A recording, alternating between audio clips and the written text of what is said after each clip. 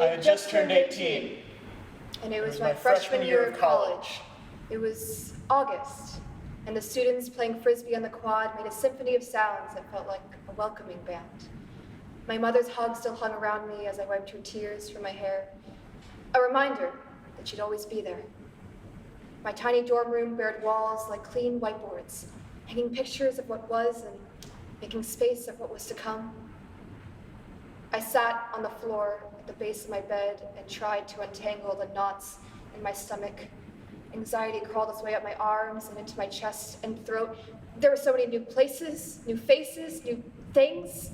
I didn't even know my way around these new surroundings were probably the best part about the school. Getting out of South Dakota, moving down here, never having to see my dad or anyone from my old school again.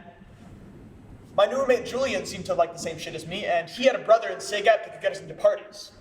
I guess before I was being kind of a pussy about college, but it seemed pretty sick so far. I walked on campus on the first day of O Week and saw like 8 different 10s. And not just normal 10s either, no, sorority 10s. Life couldn't be better. I was finally out, finally away from my parents. It was summer camp in 2011, and I spent my first night crying from dusk till dawn. The monsters under my bed grabbed my feet and told me I'd never see my mother again. I was, of course, dreaming the whole thing, but ever since then, my favorite way to fall asleep was cuddled between my parents, like an apostrophe between 2 letters. I miss them. My father's the kind of man who likes to read old history books that smell like dust, and my mom, she likes playing Candy Crush and watching psychological thrillers. Honestly, my dad's probably sad that I'm gone. I mean, how could he not be? I was the only fun one in that house. Without me, there are no fist fights, no broken bottles, real shame. I feel bad for my mom, but what can you do, right? It's just how it is. Anyway, my first day of class was today. Intro to history in room 309. I sat next to this guy. There's this girl, right? He was tall and strong, and his hands looked firm like he had a good handshake, and his smirk showed a chipped smile with bright white teeth. Damn, was she hot. Fit as hell. Had to be a volleyball player or maybe soccer. Clothes fit her like a glove. Ass like a Brazilian. And that smile. After class, he touched my arm and my heart caught in my throat. Hey, there's this party later at SIG Ep that my roommate and I are hitting up. You wanna come? I say, flashing my signature smirk. Why not? I reply, already planning my outfit in my head. I had to look good and respectable, as my father always said. He told me stories of late nights and unanswered questions, life-altering hallway gossip, and tons of heartbreak. But then again, he told me to look good and respectable, to always watch your back and make sure he doesn't think he's getting lucky. I text Julian, there's this chick who's totally into me. I walked to the party alone. The walls are stained with smoke and vodka. The music is clashing like a Technicolor orgy.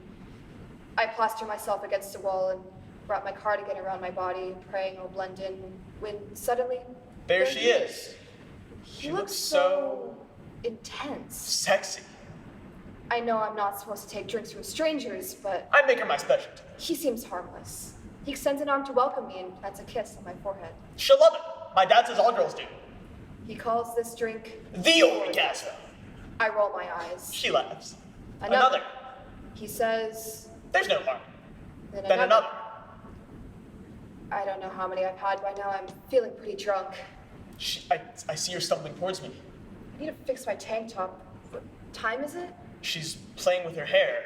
I grab hold of something. She touches me, stumbling. Confused and fuzzy. Helpless, but irresistible.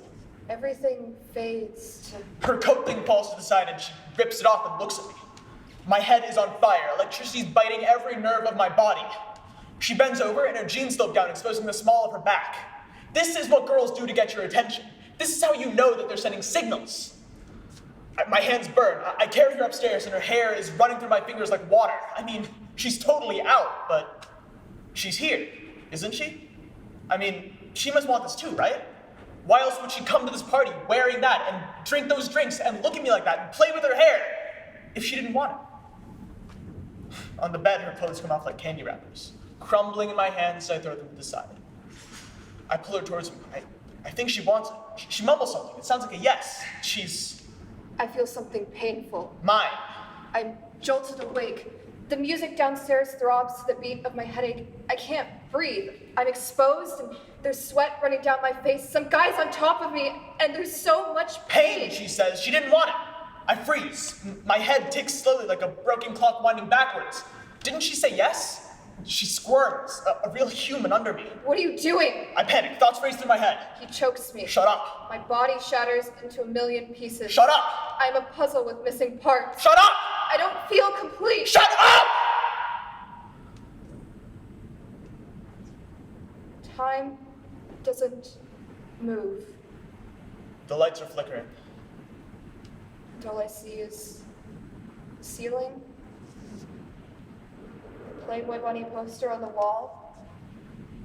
I don't know where I am. He smells like cigarettes and liquor, grass stains and Solo cups. I can't breathe. Breathe, she says. I can't breathe. He covers my mouth, and I begin to swallow who I was before this. For him. Nothing bad could come of this, right? I mean, I was just trying to finish what I started. She won't report it, right? I mean, we're friends. People never believe the girl. I know they don't. I was always taught to watch my back. I should have watched my back, god damn it. I learned this from my father. I watched him do it all the time.